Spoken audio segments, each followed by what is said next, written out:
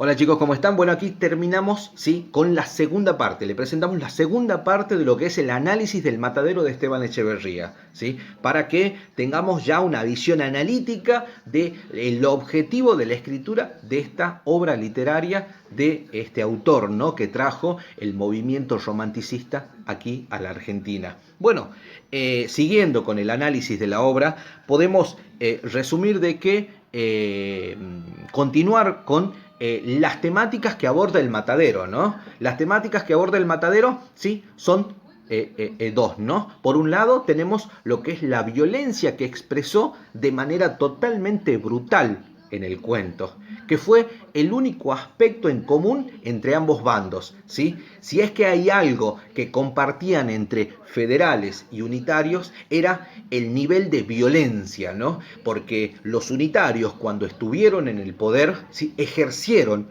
una violencia inusitada contra los federales. Y como reacción a esa acción que realizaron los unitarios, primeramente, los federales doblegaron, ¿sí?, sus esfuerzos para que la devolución de favor con respecto a la violencia sea muchísimo mayor, ¿no? Entonces, tanto uno como otro comparten, ¿sí?, el odio y la violencia que se tienen entre uno y otro, ¿sí? Ese por un lado, como temática que se desarrolla en el matadero.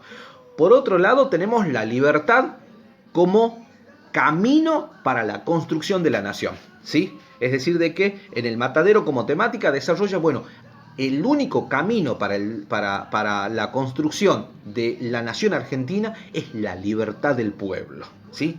Y así Esteban Echeverría elogia lo que es la independencia nacional, cómo se ha llegado, el proceso de haber llegado a lo que es la independencia nacional y la lucha por lo mismo, y critica el autoritarismo imperante en sus dos vertientes, es decir, el autoritarismo político y el autoritarismo eclesiástico, es decir, que tanto el gobierno como la iglesia no aflojan, ¿no? ¿Sí? La rigidez, ¿sí?, con la que implantaban sus ideas era muy significativa, ¿no? Entonces critica estas dos posturas, esta postura que comparten estos dos elementos de la sociedad de esta época, ¿no? ¿Sí? Representado de alguna manera por los personajes del matadero, a quienes se ven de alguna manera incapaces de ejercer su libertad responsablemente y de respetar la de los otros, ¿no? ¿Sí? Son incapaces los personajes del matadero, es decir, los federales, de ejercer lo que es su propia libertad y a su vez también incapaces de poder respetar la libertad y los derechos de los otros.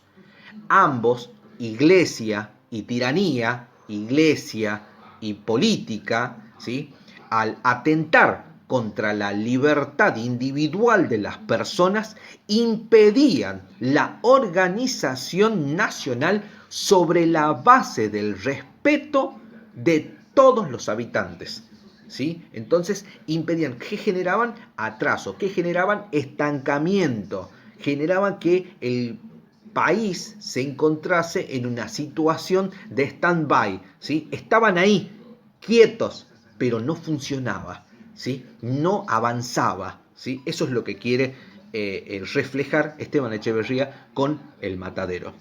Los personajes aparecen tipificados y representan las facciones en pugna, ¿no?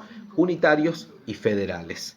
Echeverría expresó el modo en que el sector al que pertenecía veía a unitarios y federales en la vida y no solo en las letras, ¿no? Es decir, que la posición que adquiere Esteban Echeverría frente a la problemática social que existía en ese periodo le permite ver desde el frente, es decir, desde la vereda del frente, esta pugna que hay entre unitarios y federales, ¿no? No solo en la vida misma cotidiana, sino también desde el punto de vista literario. Así, Rosas, Juan Manuel de Rosas, se convierte en el antihéroe, ¿sí? Y sus seguidores, ¿sí?, que es toda una horda de brutos sin pensamiento, propios y dueños de una fuerza y de una violencia descontrolada, ¿sí?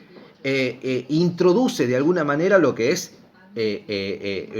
la forma de pensamiento y la forma de actuar que tenían frente a los demás, ¿no? Cómo lo presenta, ¿no? A Juan Manuel de Rosas como un antihéroe y cómo presenta a estos seguidores, ¿no? Que vienen a ser el grupo de gente que defendía este tipo de gobierno que era el de Rosas, ¿no?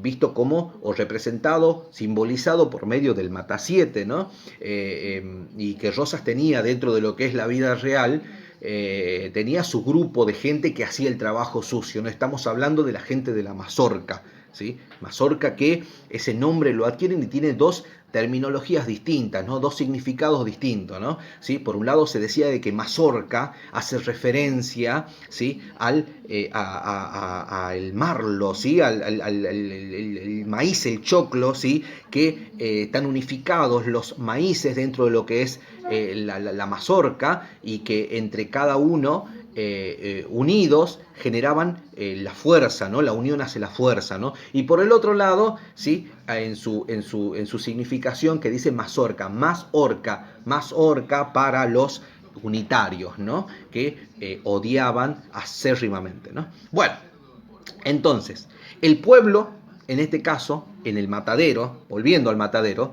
¿sí? Es una masa totalmente manejable por el miedo y por el hambre, ¿sí? El miedo y el hambre es lo que representa al pueblo en el cuento del matadero de Esteban Echeverría, ¿sí? Una masa de gente, ¿sí? Significativa, cuantitativamente hablando, pero que era totalmente manejable, que era totalmente viable, que lo podían llevar para donde ellos quieran, lo podían manejar como quisieran.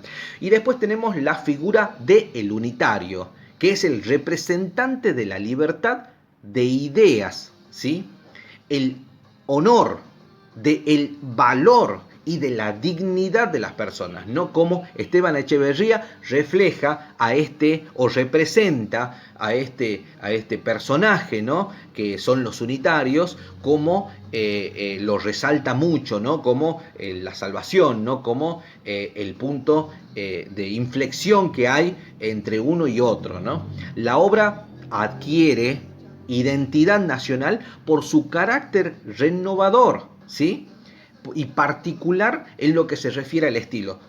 Volvamos a aclarar de que el matadero de Esteban Echeverría presenta estéticamente elementos realistas cuando todavía el realismo no había llegado o estaba recién apareciendo en Europa, ¿no? Acá en Latinoamérica todavía ni se veía el advenimiento del realismo, pero Esteban Echeverría ya estaba presentando los elementos propios del realismo con este cuento que es El Matadero, ¿no? Esta postura critica, explica, ¿sí? Por qué el pueblo es mucho más que un grupo menos favorecido económicamente y culturalmente. Es símbolo de la sociedad según cómo Rosas la concebía, ¿no? ¿Sí? Porque Rosas decía que se debía al pueblo, ¿no? Y que el pueblo se debía a él también. Bueno, chicos, espero que les haya servido esta segunda parte, al igual que la primera parte, para tener una idea mucho más amplia, ¿sí? Y analítica a su vez de lo que es el matadero de Esteban Echeverría y que les sirva para todos ustedes. Bueno, no se olviden